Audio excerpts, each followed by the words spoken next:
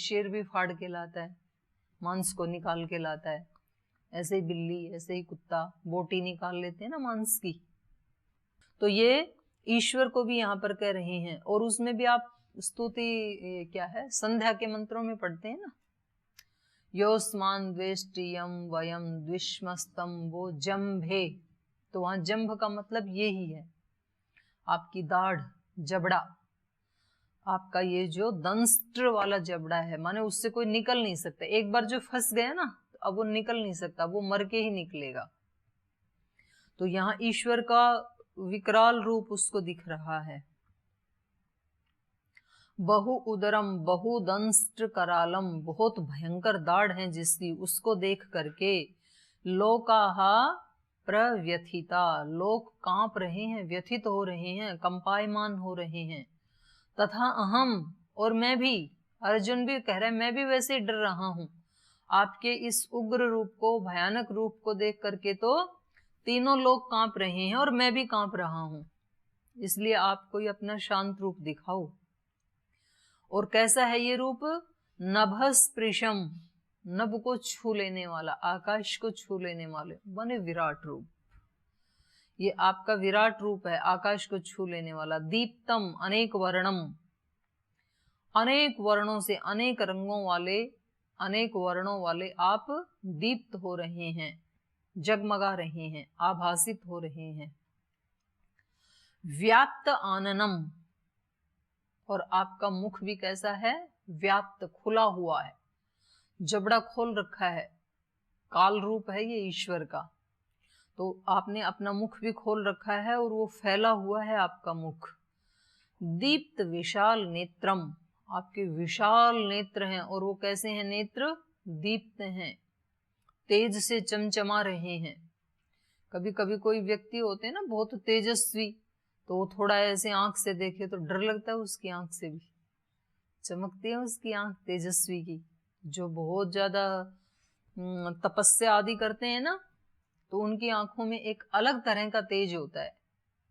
तो वो किसी को थोड़ा ऐसे दृष्टि से देखें तो डरेगा व्यक्ति, क्योंकि वो अपनी दृष्टि से ही उसको नष्ट कर सकता है और अपनी दृष्टि से जिंदा भी कर सकता है। दोनों ही उसकी दृष्टि में शक्ति होती है।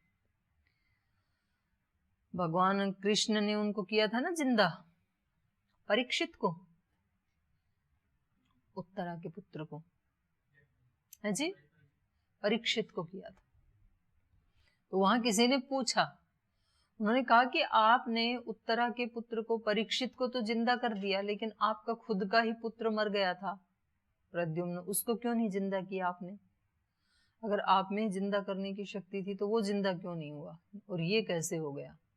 और भी तो अभिमन्यु आदि थे, उनको भी तो क्यों नहीं जिंदा किया? क्या उत्तर है? क्या उत्तर है? हाँ बिल्कुल ठीक उत्तर है। जो उसके शरणागत थे, जो जिनकी उनके प्रति श्रद्धा थी, उनको विश्वास था कि ये कर सकते हैं इस काम को, इसलिए वो कर सके। और उसके पुत्र को विश्वास ही नहीं था, बोलिए मेरा पिताजी जो ऐसे ही सबको जन्म घोटी पिलाता फिरता है।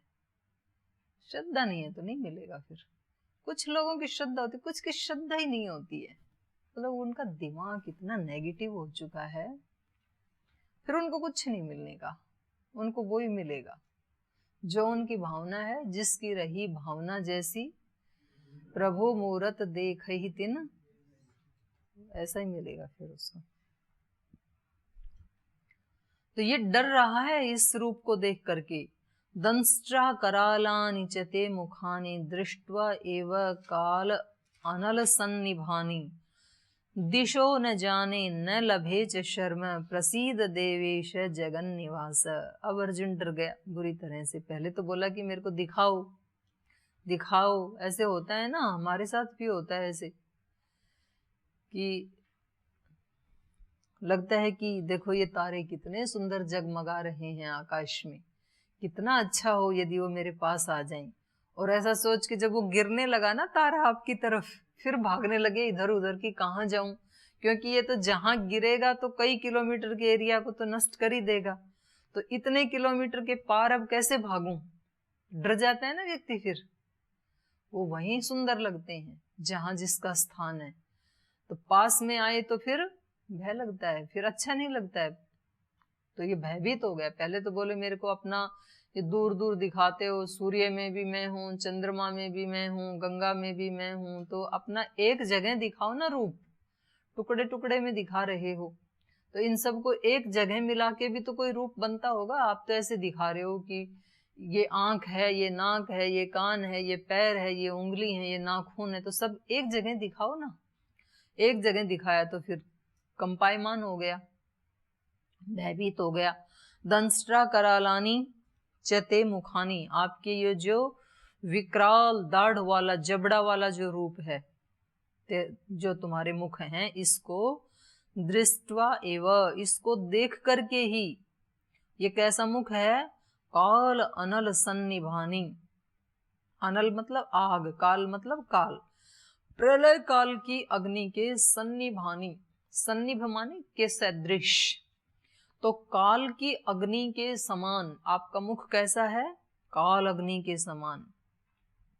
उसको देख करके दिशो न जाने, अब मैं किधर भागूं, दिशा ही नहीं मिल रही है मुझे, क्योंकि जिधर भी जा रहा हूं तेरा ही जबड़ा खुला दिखाई दे रहा है, तू ही तू दिख रहा है जिधर भी। तो दिशो ने जाने, अब दिशाओं नहीं जान रहा हूं, कौन सी दिशा में मैं दौड़ूं, भागूं, बचाऊं कैसे अपने आप को।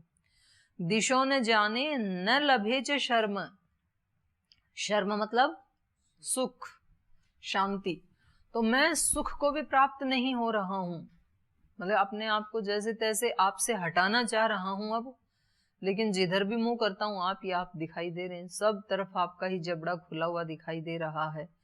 इसलिए प्रसीद देवेश, हे देवों के ईश, देवा नाम ईश है, देवेश, हे देवेश प्रसीद, मुझसे प्रसन्न हो जाइए, अब आप खुश हो जाओ, अपने इस विकराल रूप को समेट लो। जगन निवास है, हे सारे जगत के निवास, आश्रय स्थान, आप सबको निवास देने वाले हैं, इसलिए आप खुश हो जाइए, अब आप अपने शांत रूप में आ जाइए।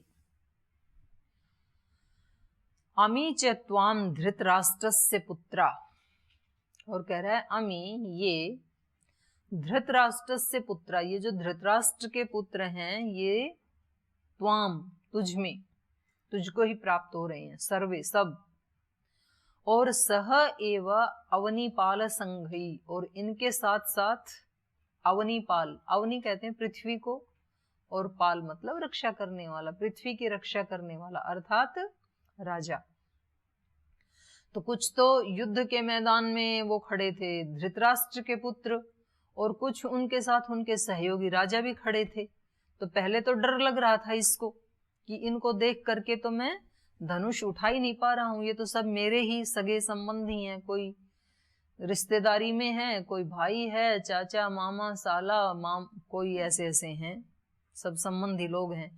और अब इसको क्या दिख रहा है कि ये तो सारे के सारे क्या कर रहे हैं, ये आपके मुख में घुस रहे हैं। ये अगले श्लोक में आएगा क्रिया, यहाँ पर केवल लोगों के नाम हैं। अमी च धृतराष्ट्र से पुत्रा, ये सारे धृतराष्ट्र के पुत्र, सर्वे सभी, और सह एव अवनीपाल संघई, और इनके साथ साथ सारे राजाओं के समूह, अवनीपाल संघ, राजाओं के समूह के साथ ये सारे धृतराष्ट्र के पुत्र, और भीष्म द्रोण सूत पुत्र तथा, और ऐसे ही बड़े बड़े जो महारथी हैं, भीष्म द्रोण और सुतपुत्र कर्ण, ये सारे महारथी। असौ सह अस्मदीयी अपि योद्ध मुख्यैहि, और ऐसे ही सह इनके साथ साथ ही अस्मदीयी, हमारी तरफ वाले भी जो महान राजा हैं, द्रुपद आदि जो है ना, वो हमारी तरफ के भी जो अवनीपाल हैं, वो सब भी जो मुख्य योद्धा हैं, वो सब भी त्वाम तुझको, वक्त्राणि ते त्वरमाणा विशन्ति, वो सब ते वक्त्राणि, तेरे मुख को प्राप्त हो रहे हैं। त्वरमाणा, त्वरमाणा माने जल्दी जल्दी, विशन्ति आविष्ट हो रहे हैं, घुस रहे हैं। तो अब मैं देख रहा हूं कि ये जो आपका सब तरफ खुला हुआ मुख है, इसमें ये सारे फटाफट घुस रहे हैं ऐसे। तो वो कभी कंप्यूटर में दिखाते हैं ना, जल्दी जल्दी एक के बाद एक ऐसे घुसते जा रहे हैं फटाफट। तो ऐसे अर्जुन को दिखाई दे रहा है कि तो सारे काल के गाल में जा रहे हैं, हमारी तरफ वाले भी विपक्ष वाले भी, दोनों। वक्त्राणि ते त्वरमाणा विशंति दंष्ट्रा करालानि भयानकानि, जो तुम्हारी भयानक भयावह भय पैदा करने वाली दंष्ट्रा करालानि विकराल दाढ़ हैं, उसमें विशंति ये सब प्रवेश कर रहे हैं, त्वरमाणा फटाफट। केचिद विलग्ना दशनांतरेषु संदृश्यन्ते चूर्णितैः उत्तमांगैः। केचित विलग्ना, कुछ विलग्नाः, कुछ लगे हुए हैं, कहाँ? दशनांतरेषु, दशन मतलब दांत, दस दंशने जिससे काटा जाता है, दंश मतलब काटना। तो इसको दंश को ही थोड़ा अपभ्रंश होकर के डसना हो गया, बोलते हैं ना, सांप ने डस लिया। डस लिया माने दंश, दंश लिया, दंश को ही डस बन गया, अपभ्रंश होकर। डसना मतलब काटना। तो दांत क्या काम करते हैं? काटने का काम करते हैं, भोजन आदि को काटते हैं ना। तो इसलिए यहाँ कहा दशनांतरेषु, दांतों के बीच में, केचिद विलग्ना, कुछ तो अटक गए हैं। खाना खाते हो तो कुछ खाना तो अंदर चला जाता है पेट में, कुछ तो दांतों के बीच में भी फंस जाता है ना। तो जो बेचारे दुबले पतले होंगे तो वो उसमें मतलब चिपक गए होंगे दंश में, जो मोटे थे वो तो चले गए अंदर। तो कुछ आप में है ना ब्रह्मचारी पतले पतले से, तो वो घुस गए जाड़ों में। तो ऐसे कुछ योद्धा होंगे बेचारे। केचित विलग्ना दशनांतरेषु, कुछ तो दाढ़ के बीच में ही संलग्न हो गए, चिपक गए हैं वहां पर ही। संदृश्यन्ते चूर्णितैः उत्तमांगैः, और संदृश्यन्ते माने ऐसे दिख रहे हैं कि चूर्णितैः, चूर चूर हो गए हैं जिनके, उत्तम अंगई, उत्तम अंग। शरीर में सबसे उत्तम अंग कौन सा है? सिर है ना, सबसे ऊपर वही है, तो ये उत्तम अंग है। तो उत्तम अंगई ही चूर्णितई, चूर चूर हो गई हैं खोपड़ियां जिनकी।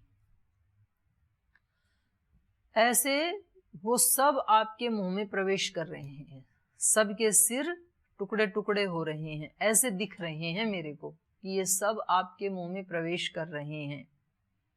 तभी तो इसको विश्वास आएगा लड़ने के लिए। भगवान दिखा रहे हैं कि तू ना भी लड़े ना तो भी ये मरने वाले, ये तो जा ही रहे हैं काल के गाल में, ये नहीं बचने वाले हैं। ये अगली उपमा दे रहे हैं, यथा नदीनाम बहवो अम्बुवेगा। इसको एक बार बोल लेते हैं ना, बोल लिया था ये यहाँ तक। हाँ। यथा नदीनाम बहवोऽम्बुवेगाः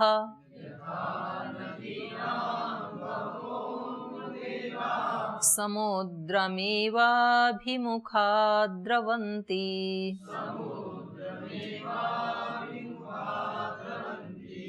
तथा तवामि नरलोकवीरा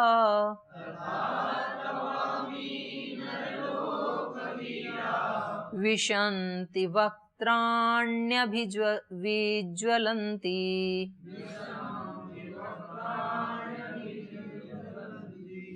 यथा प्रदीप्तं ज्वलनं पतंगा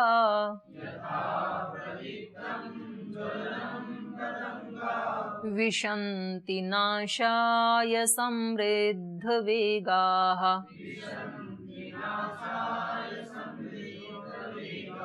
तथैव नाशाय विशन्ति लोकाः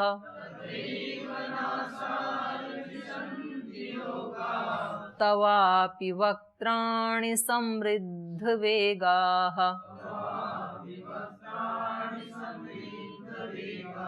लेलिष्यसे ग्रसमानः समन्तात्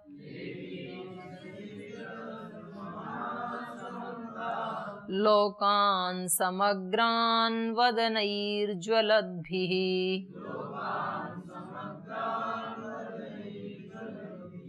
तेजोभिरापूर्य जगत् समग्रम्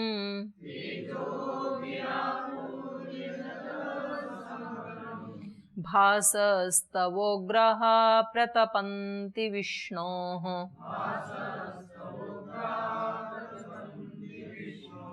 आख्यायिमेको भवानुग्ररूपो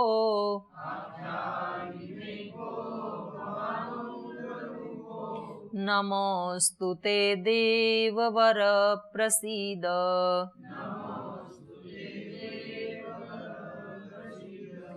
विज्ञातुमिच्छामि भवन्तमाद्यम्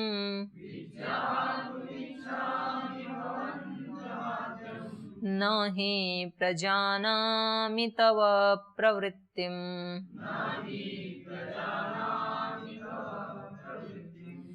यथा नदीनां बहवो अम्बुवेगाः समुद्रमेव अभिमुखा द्रवन्ति, जैसे बहु अम्बुवेगा, अम्बु मतलब जल, जैसे बहुत ही तेज गति से जाने वाला जो जल का प्रवाह है, अम्बुवेग जल का वेग है, वो यथा बहवो अम्बुवेगा समुद्रमेव अभिमुखा द्रवंती, समुद्र की तरफ ही अभिमुख होकर के वो दौड़ते हैं। समुद्र का मतलब नीचाई की तरफ, क्योंकि समुद्र तल नीचे है ना, तो जितने भी जल हैं और उनका जो वेग है, जो तेजी से दौड़ते हैं, तो वो किस साइड में जाते हैं वेग से?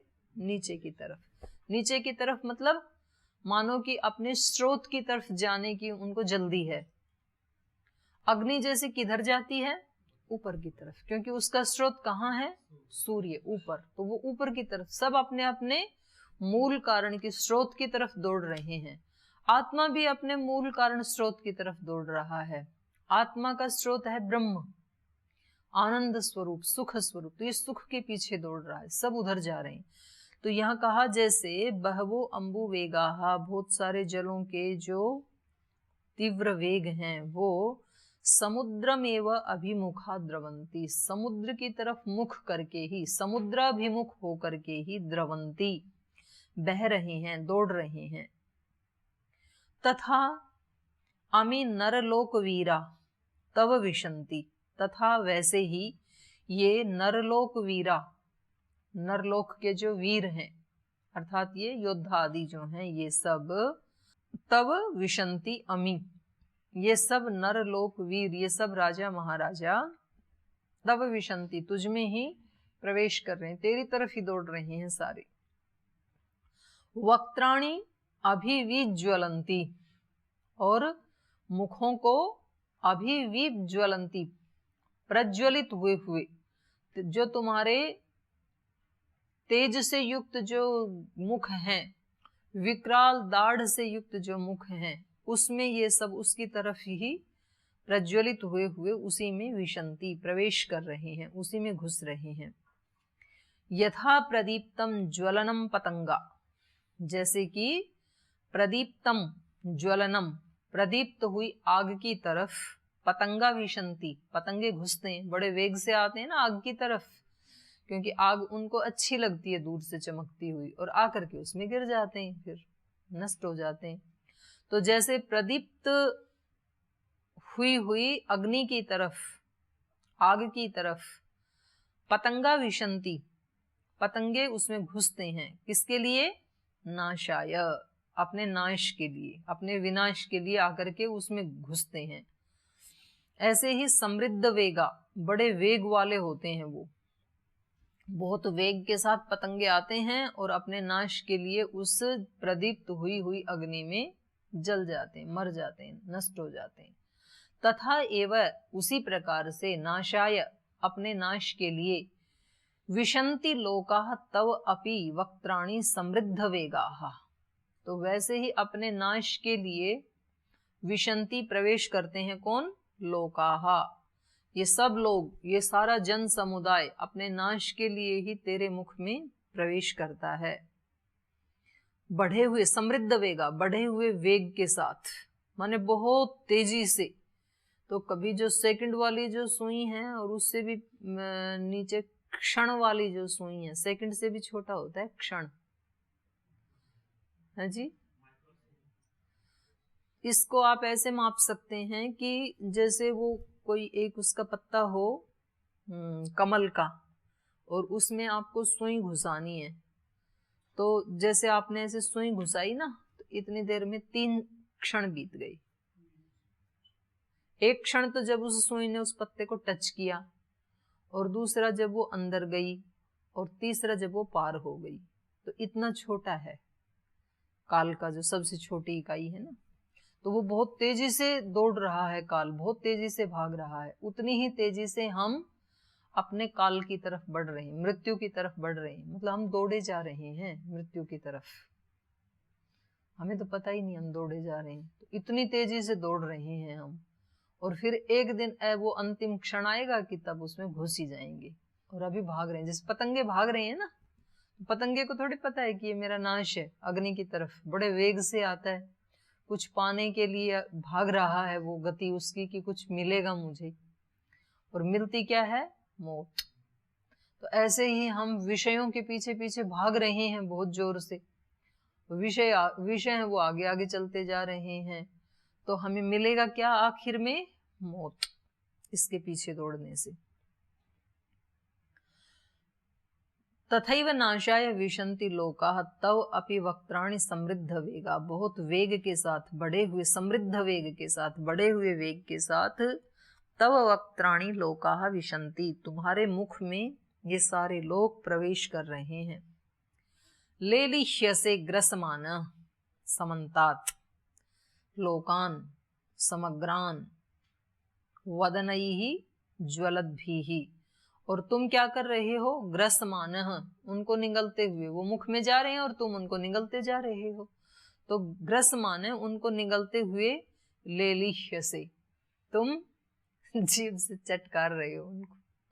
कभी कभी खाने के बाद व्यक्ति जीभ घुमाता है ना, एक ग्रास खत्म हुआ, फिर दूसरा भी आने वाला है, तो इतनी देर के लिए जीभ खाली नहीं रहती है ना, तो जीभ से चाटते हो। तो ऐसे ये कह रहे हैं, लेलिह्यसे, आप चाट रहे हैं उनको। पहले खा रहे हैं, एक झुंड आया वो गया, अब थोड़े इधर उधर फंसे उसको चाट रहे हैं, फिर दूसरा झुंड आया उसको भी नीचे ले गए, फिर उसको भी चाट रहे हैं।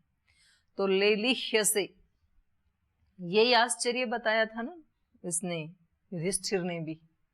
यक्ष ने पूछा था ना कि संसार में सबसे बड़ा आश्चर्य क्या है, तो यही बताया था उन्होंने कि प्रतिदिन हम लोगों को मरते हुए देखते हैं, मृत्यु के गाल में जाता हुआ देखते हैं, लेकिन फिर भी अपने को क्या समझते हैं कि हम बच गए, हमारा नंबर नहीं आया, भला हुआ जो हम नहीं गए वहां स्मशान में जला के किसी व्यक्ति को, फिर घर में आके हाथ धो के चैन की सांस लेते हैं कि चलो वो गया बेचारा। ये नहीं पता तू बेचारा भी उसी लाइन में है, क्या पता अगला नंबर तेरा ही आ जाए। तो रोजाना हम लोगों को मरता हुआ देखते हैं, लेकिन तो भी हमें अपना जीवन कैसे लगता है? शाश्वत जैसे लगता है कि हम तो ऐसे ही रहेंगे। अपने बारे में तो कभी कोई बोल भी देना मरने की बात, तो बोले शुभ शुभ बोलो, अशुभ मत बोलो। कितना भी मत बोलो तो भी मृत्यु तो आएगी। तो जो सुनाते भी है ना, राम नाम सत्य है, कब बोलते हैं? मर गया। अब वो जाने वाला तो सुन नहीं सकता है क्योंकि वो मर चुका, और ये उसको सुना रहे हैं, खुद को घर में आके सुनाई है। अगर आके कोई बोले तो फिर उसकी तो पिटाई हो जाएगी कि घर में ये क्या बोल रहे हो। घर वालों को ही सुनाना चाहिए वास्तव में तो, लेकिन अब लोक व्यवहार ऐसा ही है। अब किसी को शादी के समय सुना दें, फेरे हो रहे उस समय, राम नाम सत्य है, तो उसका सत्य हो जाएगा, फिर औरों का तो मतलब है तो ये ठीक है भाई, इसमें प्रवेश कर रहे हो तो भगवान के नाम को सामने रखना, वो ही सत्य है, बाकी सब असत्य है ये संसार। तो सीख तो बड़ी अच्छी है, लेकिन सीख मिलती तब है जब वो लोग संसार से जा चुका होता है, जीते जी नहीं मिलती है। तो यहाँ पर ये कह रहे हैं कि उनको ग्रसते हुए, समन्तात, चारों तरफ से, चारों ओर से वो आ रहे हैं अग्नि में पतंगे की तरह से, और आप उन सबको ग्रसमान, ग्रसते हुए, लेलिह्यसे, जीभ से चाट रहे हैं। लोकान समग्रान, समस्त लोगों को, ज्वलत भी वदनैहि, जलते हुए वदन से, मुखों से, आपके जो ज्वलयमान, जो तेजस्वी जो मुख हैं, उनसे आप उन सबको ग्रस माने, आप उन सबको ग्रसते हुए। तेजो भी आपूर्य जगत, और अपने तेजों से सारे जगत को आपूर्य भर रहे हैं, सारा जगत आपके तेज से आपूर्यमान हो रहा है। तेजो भी आपूर्य जगत समग्रम भासः तवुग्रः प्रपतन्ति विष्णु। तव उग्र भासः, तुम्हारे इस उग्र दीप्ति से, भास माने प्रदीप्ति, आभा, आपके उस उग्र आभा से, तव उग्र भासः विष्णु, हे विष्णु, आपके उस उग्र भास से, आभा से, प्रकाश से प्रतपंती, ये सारे लोग तपायमान हो रहे हैं, तप रहे हैं। तो आपकी जो ये आभा है ये सारे लोगों को तपा रही है। आख्याई में को भवान उग्र रूपो, इसलिए हे उग्र रूप वाले देववर, देवों में श्रेष्ठ, देवानाम वर देववर, हे देवों में श्रेष्ठ महान देव, नमो अस्तुते, आपको मेरा प्रणाम है। लेकिन आख्याई में आप मुझे बताइए, को भवान, आप हैं कौन, ये कौन सा रूप है आपका। ऊपर तो कहा विष्णु हो, विष्णु मतलब व्याप्त, सब जगह आप व्याप्त हैं, इसलिए आप विष्णु हैं। लेकिन ये आपका कौन सा रूप है जो इतना विकराल है, सब लोगों को तपा रहा है, सबको डरा रहा है, सब उसमें घुसे चले जा रहे हैं, मैं भी डर रहा हूं, कोई दिशा ऐसी नहीं मिल रही है जिधर मैं भाग सकूं, और कोई मुझे सुख या शांति किधर भी दिख नहीं रही है, तो मैं भयभीत हो रहा हूं। तो आप बताइए कि आपका कौन सा रूप है। आख्याई में को भवान, आप कौन है मुझे बताइए, उग्र रूप, इस उग्र रूप वाले। ते देववरः नमोस्तु, हे देववर, तुम्हारे लिए मेरा नमस्कार है। प्रसीद, मुझसे खुश हो जाइए, प्रसन्न हो जाइए। विज्ञातुम इच्छामि भवन्तम आद्यम न प्रजानामि तव प्रवृत्तिम। भवन्तम आद्यम विज्ञातुम इच्छामि, मैं आप आदि पुरुष को जानना चाहता हूं कि आप कौन हैं। विज्ञातुम इच्छामि भवन्तम न प्रतिजानामि, क्योंकि मैं आपको जानता नहीं हूं, इसलिए मैं आपसे जानना चाहता हूं कि आप मुझे बताइए आप कौन हैं। और न ही प्रजानामि तव प्रवृत्तिम, और मैं आपकी प्रवृत्ति को भी नहीं जान रहा हूं। प्रवृत्ति माने आगे क्या करने वाले हैं, प्रवृत्ति और निवृत्ति दो शब्द होते हैं ना। तो मैं आपको प्रणाम करता हूं, आप मुझे बताइए कि आप इस सारे विश्व को खा जा रहे हैं, तो इस विश्व को आप कहाँ ले जा रहे हैं, ये विश्व कहाँ जा रहा है आपके मुख के माध्यम से, आपकी प्रवृत्ति क्या है, क्यों खाए जा रहे हैं इन सब को आप। तो इनको खाने के बाद नेक्स्ट आपका क्या काम होगा, आगे क्या करेंगे आप। तो आपकी प्रवृत्ति को मैं समझ नहीं पा रहा हूं, क्योंकि हम तो भगवान की उस प्रवृत्ति को ही कृपा मानते हैं जो जन्म देती है, नई नई चीजों का जो सृजन करती है, ईश्वर की जो शक्ति, वो हमें अच्छी लगती है, वो तो हमें ईश्वर का रूप लगता है कि देखो ये दे दिया, ये दे दिया। और जो मृत्यु देती है वो हमें ईश्वर की वृत्ति लगती नहीं है, वो हमें ईश्वर की कृपा लगती ही नहीं है। मृत्यु वाला रूप अच्छा नहीं लगता है हमें। मारता है ईश्वर, वो भी तो ईश्वर की ही कृपा है, क्योंकि मारे बिना नया निर्माण कैसे होगा। तो ये अर्जुन को भी नहीं समझ में आ रहा है, हमारी तो बात ही छोड़ो। तो अर्जुन भी कह रहा है कि मैं आपकी प्रवृत्ति को न प्रजानामि, मैं नहीं जानता हूं आपकी प्रवृत्ति क्या है और आप कौन हैं, ये मुझे कृपा करके बताइए। तो श्री भगवान वाचे, अब भगवान उसका उत्तर दे रहे हैं, मैं कौन हूं। इस उत्तर को हम कल पढ़ेंगे। आज यही पाठ को विराम दे रहे।